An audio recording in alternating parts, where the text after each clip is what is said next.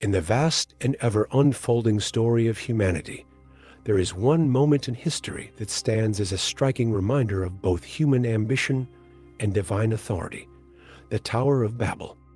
It is a story that speaks not only of the past but of the present and future, echoing through the centuries with its profound lessons on pride, unity, and the limits of human achievement. The account of the Tower of Babel is found in the book of Genesis, in a world still fresh from the cleansing waters of the Great Flood. It was a time when humanity was once again multiplying, filling the earth as God had commanded. But instead of spreading and subduing the world in accordance with His will, the people chose to gather in one place, seeking not to glorify their Creator, but to make a name for themselves. It was in this moment that mankind made a fateful decision, one that would alter the course of history forever. But to understand the significance of this event, we must first step back and examine the world as it was after the flood. What led these people to come together in such an extraordinary way? Why did they set their hearts on building a tower that reached the heavens? Was it merely an innocent endeavor, a testament to human ingenuity, or was there something more, a deeper rebellion, a defiance against the very one who had given them life? The story of Babel is not just about a tower. It is about the human heart, about the desire for control, the thirst for power, and the deception of self-sufficiency. It is about what happens when mankind chooses to trust in its own strength rather than in the wisdom of God. And most importantly, it is about God's response, a response not of mere judgment, but of divine intervention, one that reshaped the destiny of nations and languages, forever changing the course of human civilization. Throughout history, the same spirit of Babel has reappeared time and time again. It manifests in societies that place their trust in their own achievements, in civilizations that believe they can build their way to greatness without God. And yet, just as in the days of Babel, such pursuits always lead to division, confusion, and ultimately failure. But there is hope. The story of Babel does not end in despair, nor does it stand as an unchangeable fate for humanity. There is a greater plan, a divine purpose that seeks to unite rather than scatter, to build not towers of human ambition, but a kingdom that will never fall. Before we dive deeper into the fascinating story of the Tower of Babel, I'd like to take a moment to ask for your support. If you're enjoying this content and want to see more videos like this, please consider subscribing to the channel, leaving a comment, and giving this video a thumbs up. Your support helps us continue sharing these meaningful stories and insights with more people. Thank you. And now, let's continue. The rise of a united people, a world without borders. The great flood had passed, and the earth stood renewed, cleansed by the waters that once covered every mountain and valley. Noah and his family had stepped onto dry land, bearing the weight of a world that had been wiped clean, a world given a second chance. Above them, the sky stretched wide, and in it, God placed a sign, a covenant in the form of a rainbow, a promise that never again would He destroy the earth by flood. It was a moment of grace, a fresh beginning, a call to fill the world anew. And so, humanity began again. Generations came forth, the sons of Noah spreading across the land, their numbers increasing, their presence growing stronger. But as time passed, something shifted. Though they had been given the command to go forth, to multiply, to fill the earth, they resisted. Instead of scattering, they gathered. Instead of embracing the vastness of the world set before them, they clung to one another, unwilling to part, unwilling to obey. There was comfort in their togetherness, security in their shared language, and a newfound power in their unity. A world without borders, without division, where all spoke with one tongue. Was this not the dream of every civilization? The absence of conflict, the ease of understanding, a strength that came from being one. And yet, beneath this unity, there was something far more dangerous at work. This was not a unity built upon faith in God, nor was it a brotherhood rooted in humility. This was the forging of something else entirely, an ambition that sought not to honor the one who had preserved them, but to elevate themselves above all else. They had survived the flood, but they had not learned its lesson. And so, in their hearts, a new idea took form, a vision of something grand, something permanent, something that would ensure they would never be forgotten. They journeyed together until they found the land of Shinar, a vast plain that stretched wide beneath the open sky. The soil was rich, the land welcoming, and it was here that they made their decision. They would settle, they would build, and they would carve their names into history. No longer would they be nomads. No longer would they wander the earth at the mercy of the unknown. Here, in this place, they would make themselves strong. And in their unity, they found the courage to dream of something beyond mere survival. A city, a tower, not just any tower, but one that would reach the heavens themselves. A monument to their own greatness, a structure so mighty that it would stand as proof of what they could accomplish. No longer would they rely on the unseen hand of God. No longer would they bow before an authority beyond their own. They would rise, brick by brick, until they stood shoulder to shoulder with the heavens. And if they built high enough, if they climbed far enough, who could challenge them? Who could scatter them then? But in their pursuit of permanence, they had forgotten the source of all things. It was not their unity that had sustained them, nor their strength that had preserved them. It was God. And as their tower rose, so too did their defiance. They did not realize that what they were building was not just a monument, but a challenge. They did not see that their hands were crafting not only bricks and mortar, but the very thing that would bring about their undoing. They were reaching for the heavens, but they had not considered what would happen when heaven reached back. A tower to the heavens, the ambition that knew no limits. The decision had been made. The people, united in purpose and vision, would not disperse across the earth as God had commanded.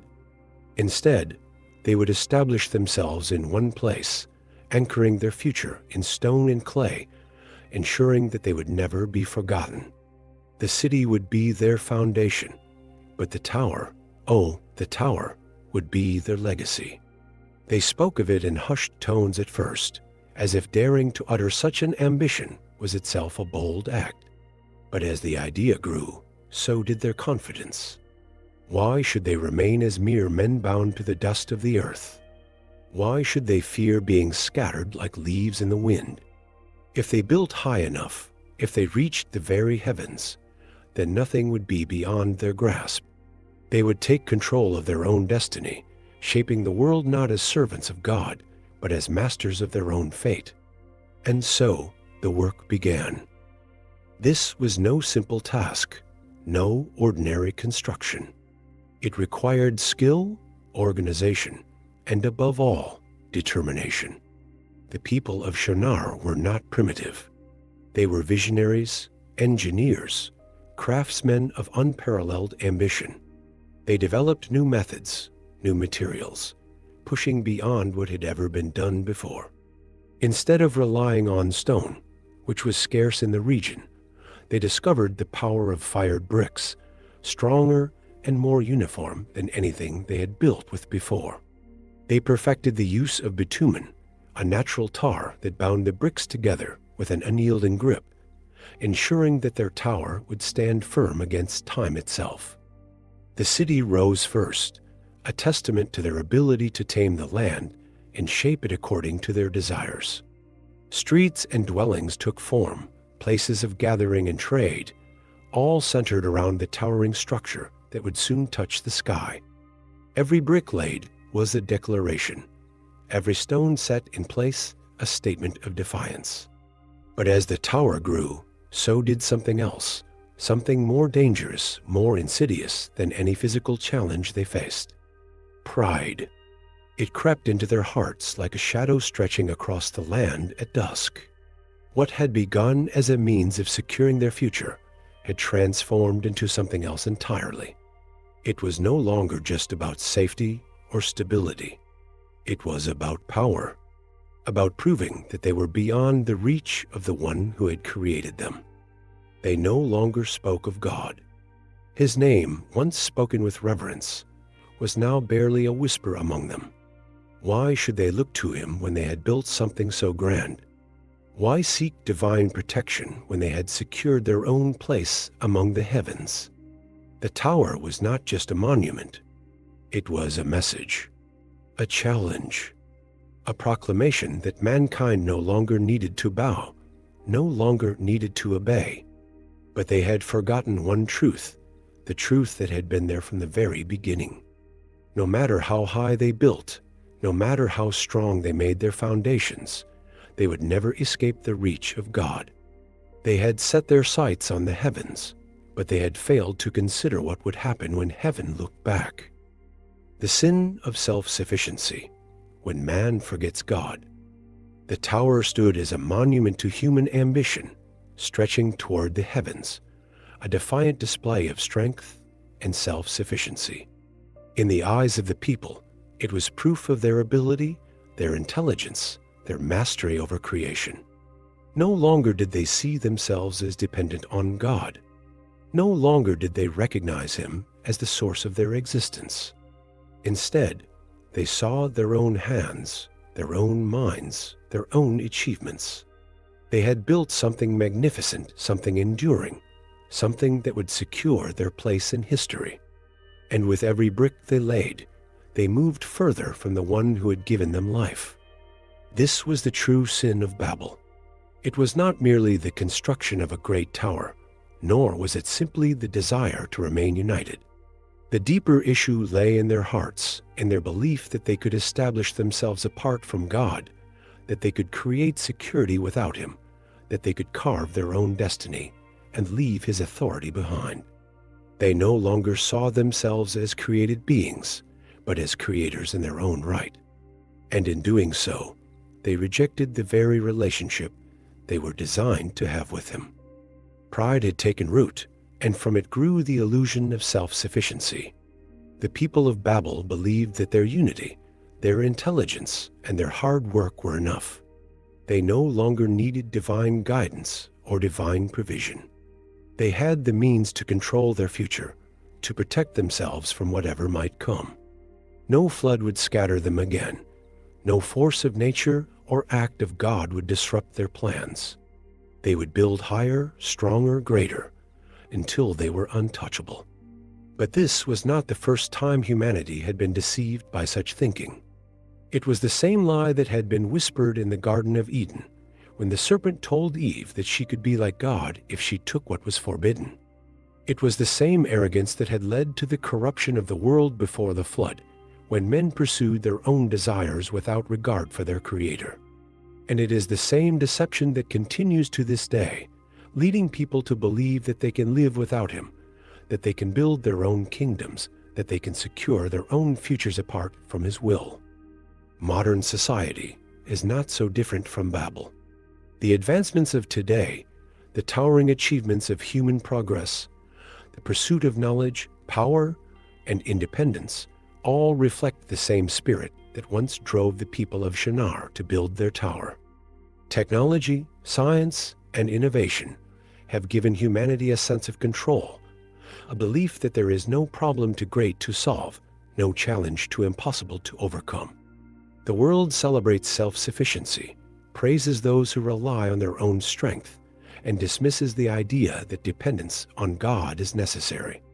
But just like the builders of Babel, the more humanity trusts in its own abilities, the more it drifts away from the truth. Achievements become idols, success becomes an identity, and the name of God fades into the background. And yet, for all the progress, for all the security that people try to create for themselves, there is still something missing, something that no tower, no empire, no human effort can ever replace. The people of Babel sought to make a name for themselves. They wanted to be remembered, to establish a legacy that would endure forever. But they had forgotten one thing. The only name that truly matters is the name of the Lord. The only foundation that will never crumble is the one built on him. The only security that lasts is the security found in his presence. And just as in Babel, when humanity seeks to rise apart from God, when it builds on pride and ambition rather than humility and faith, it is only a matter of time before it all comes crashing down. Divine intervention, God's response to human arrogance. From the heights of heaven, God looked upon the earth and saw what the people of Shinar had done. He saw the city they had built, the tower rising higher with each passing day, the pride swelling in their hearts as they proclaimed their own greatness. He heard their voices, united in purpose, declaring that they would not be scattered, that they would carve their own path, that they would rise to the heavens by their own strength. And he saw what they could not see, the danger that lay ahead if they continued down this path. It was not the tower itself that was the problem. The bricks, the mortar, the sheer size of the structure, none of these things threatened the dominion of God. No human effort, no matter how grand, could ever reach the throne of the Almighty. But what the tower represented, what it revealed about the hearts of the people, was cause for great concern. They had turned away from him, not in ignorance, but in deliberate defiance. They had chosen self-exaltation over obedience, independence over trust, ambition over reverence. They believed they could secure their future without him, that they could establish a kingdom where his authority was no longer needed. And God knew that if they succeeded in this, their hearts would grow even harder. If they completed their tower, if they built their city without consequence, they would only continue further down the path of rebellion. Their arrogance would spread, their self-sufficiency would deepen, and the world would once again spiral into corruption, just as it had before the flood. In their unity, they had become blind to their dependence on him. If they remained together, speaking the same language, sharing the same vision, nothing would be beyond their reach, not because of their strength, but because they would have no reason to turn back to their Creator. And so, in his wisdom, God chose to act, not with fire from the heavens, not with another flood, not with destruction, but with something far more subtle, yet just as powerful. He confused their language. One moment, the workers stood side by side, laying brick upon brick, calling out instructions, coordinating their efforts with ease. And then, in an instant, everything changed. Words that had been clear just moments before became meaningless sounds. A man would call for more mortar, only to be met with a blank stare from his companion. A foreman would give orders, but his workers could no longer understand. Conversations turned to frustration, frustration to shouting, shouting to fear. The unity that had bound them together shattered in an instant. The city that had once echoed with the harmony of a single tongue now rang with the sound of confusion. Where there had been order, there was now chaos. Where there had been confidence, there was now uncertainty. No longer able to communicate, no longer able to coordinate their efforts, the people abandoned their great project. The bricks were left unfinished, the scaffolding untouched, the plans discarded. The tower, once their symbol of strength, stood incomplete, a monument to their failure rather than their success. And so, just as quickly as they had gathered, they began to scatter. Families, now unable to understand their neighbors, sought out those who spoke as they did. Groups formed, moving away from the city, drifting further and further apart. The very thing they had feared, being scattered across the earth, had now come to pass, not by their own weakness, but by the hand of God. Yet this was not merely a punishment. It was a course correction, a divine intervention to prevent a greater disaster. Had God allowed them to continue, their pride would have led them even further from him, their hearts growing colder, their rebellion deepening. By scattering them, He reminded them of a truth they had forgotten, that he alone is sovereign, that no human effort can stand against his will, that no tower can ever replace the presence of God. The Tower of Babel remained, an unfinished ruin, a testimony to the limits of human ambition. And as the people spread across the world, as nations and languages took shape, the lesson of Babel endured. It was a lesson of humility, a warning against the dangers of pride, a reminder that apart from God, all human efforts, no matter how grand, will ultimately fall. Scattered and divided, the birth of nations. The city that had once been alive with purpose now stood in disarray. The voices that had filled the air with a single, unified tongue were now a cacophony of confusion. Fear spread like wildfire as families, neighbors, and friends found themselves unable to understand one another. Where there had once been clarity, there was now only uncertainty. The people of Babel, who had prided themselves on their unity, now faced a reality they had never imagined. What had begun as frustration quickly turned to fear. If they could not speak to one another, how could they work together? How could they organize, plan, or even live as they once had? Arguments erupted. Trust, once held together by common speech and common goals, crumbled in an instant. Those who had spent their entire lives side by side suddenly felt like strangers to one another.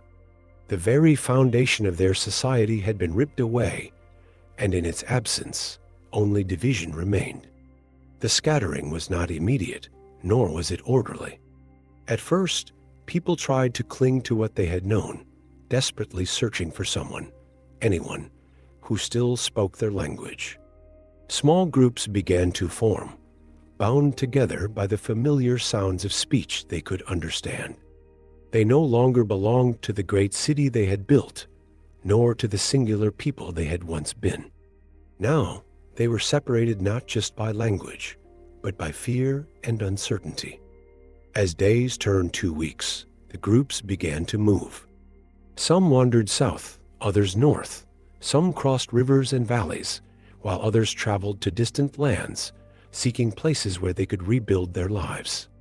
Each group took with them their knowledge, their customs, their ways of survival, but over time, those too would change. With separation came adaptation. The languages that had divided them continued to evolve, shaping their thoughts, their expressions, and their understanding of the world.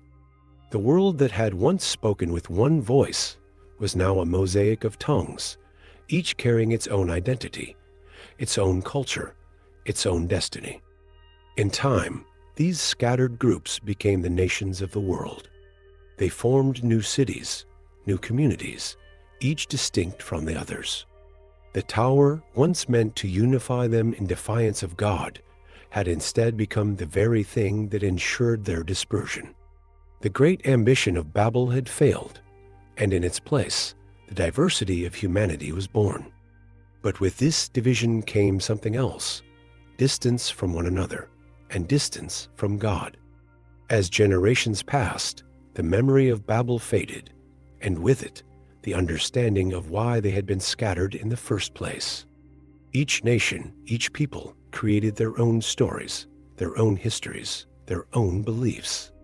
Some remembered the God who had once spoken to their ancestors, while others turned to new gods, crafting their own explanations for the world around them. And so, the nations of the earth were established.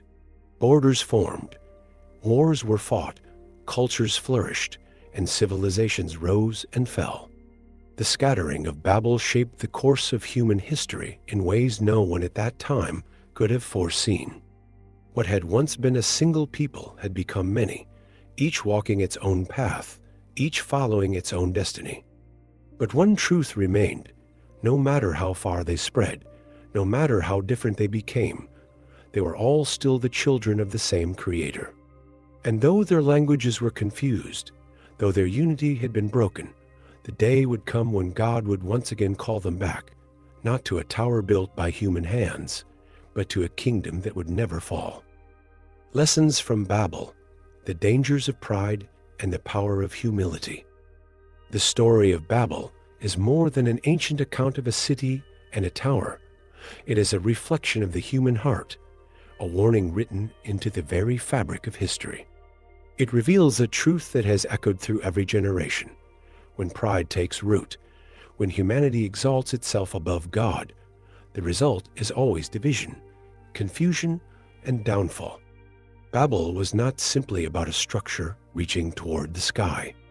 It was about the spirit of self-sufficiency, the illusion that man can establish himself apart from his Creator. And as long as this deception persists, so too does the danger it brings. Pride was the foundation of Babel, not brick or mortar. It was the belief that unity apart from God was possible, that human achievement could replace divine guidance. The people sought to make a name for themselves, to establish their own security, rather than trusting in the one who had already promised to provide for them. They wanted to dictate their own future, to build something that would stand as a monument to their greatness. But in doing so, they failed to see the deeper truth, that without God, their efforts were doomed to collapse.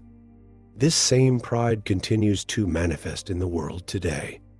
Humanity still strives for power, still seeks control, still builds its own towers in different forms, whether through wealth, technology, knowledge, or influence.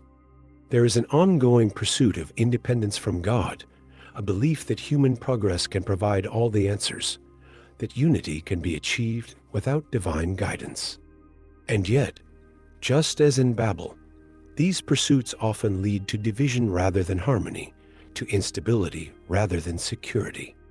The very things that were meant to bring people together, ambition, knowledge, strength, become the sources of conflict and separation.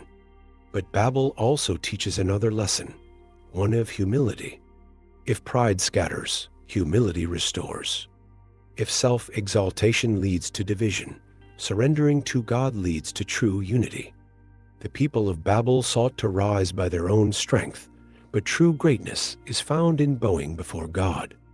The lesson is not that human achievement is wrong, nor that working together is dangerous.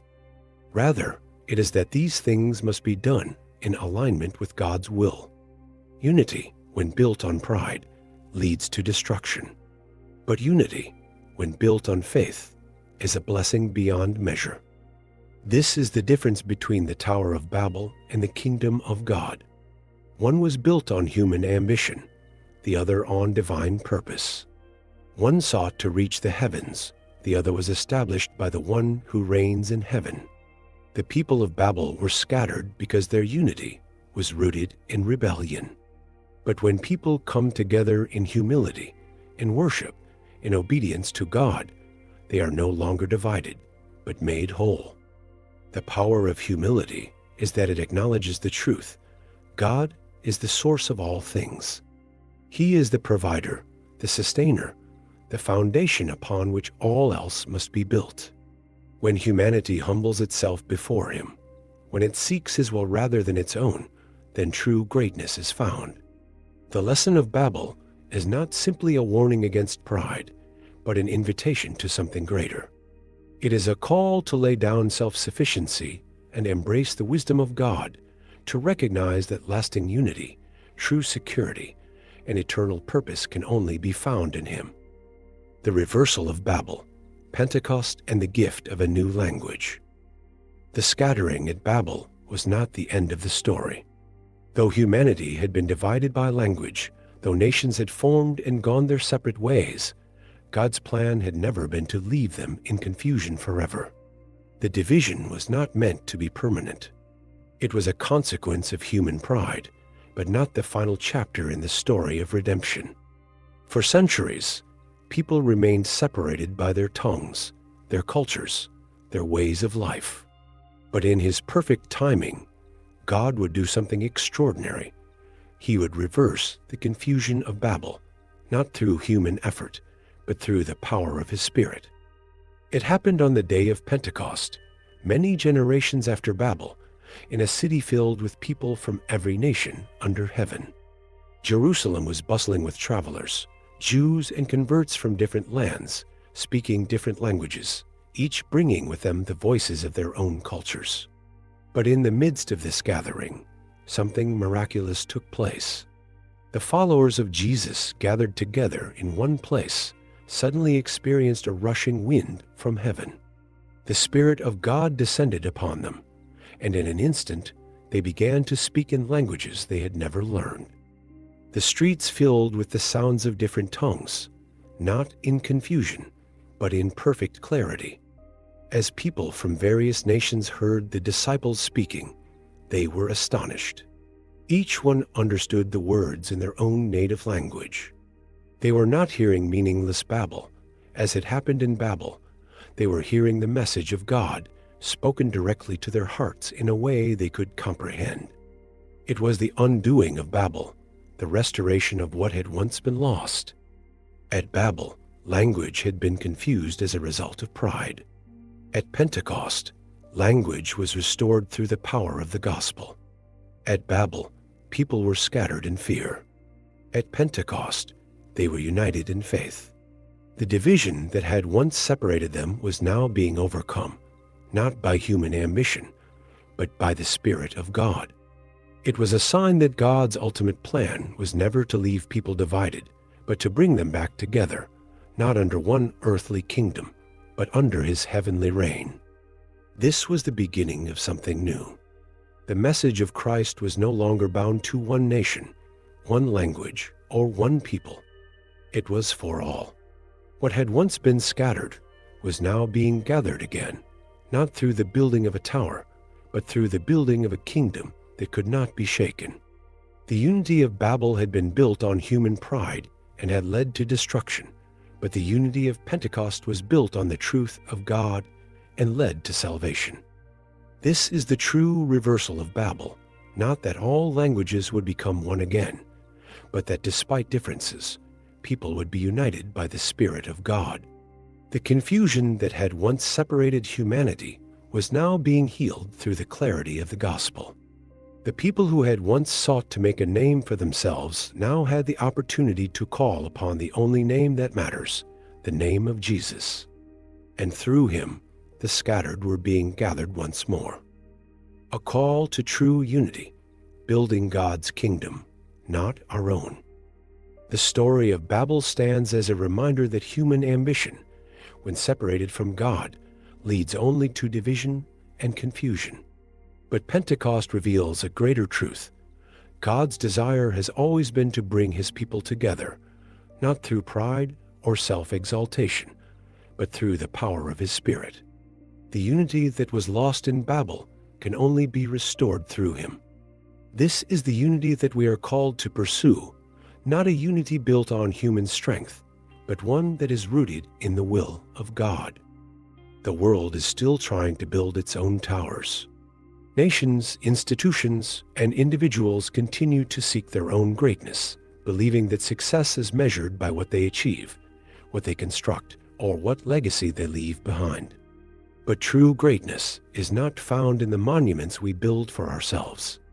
It is found in surrendering to God's divine plan. The people of Babel sought to make a name for themselves, but those who belong to God are called to glorify his name instead. This is the choice that stands before each of us. Are we building for ourselves, or are we building for him? Are we striving for unity that serves human ambition, or unity that reflects the kingdom of God? True unity is not found in language, nationality, or shared goals alone. It is found in hearts that are submitted to the authority of Christ. It is not about erasing differences, but about bringing people together in faith, in love, and in obedience to the one who created us all. Letting go of pride is not easy. It requires humility, a willingness to acknowledge that we are not in control, that our strength is not enough, that our plans are not greater than his.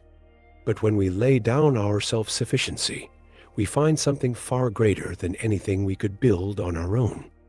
We find a foundation that cannot be shaken, a purpose that does not fade, and a unity that is not temporary, but eternal. The world will always call people to build their own towers, to establish their own kingdoms, to chase after success apart from God. But the call of Christ is different. It is a call to build something that will never crumble, to seek a kingdom that will never fall. It is a call to true unity, not in the name of man, but in the name of the one who reigns forever. And those who answer this call will find that what was once scattered is now gathered, what was once divided is now made whole, and what was once lost has now been restored in him. If this message has encouraged you, I invite you to support this channel by subscribing, giving this video a thumbs up, and leaving a comment below. Your thoughts and reflections are always appreciated. And if you know someone who could benefit from hearing this, share it with them, because the truth of God's Word is meant to be spread. Thank you for watching, and may you always seek to build what truly matters.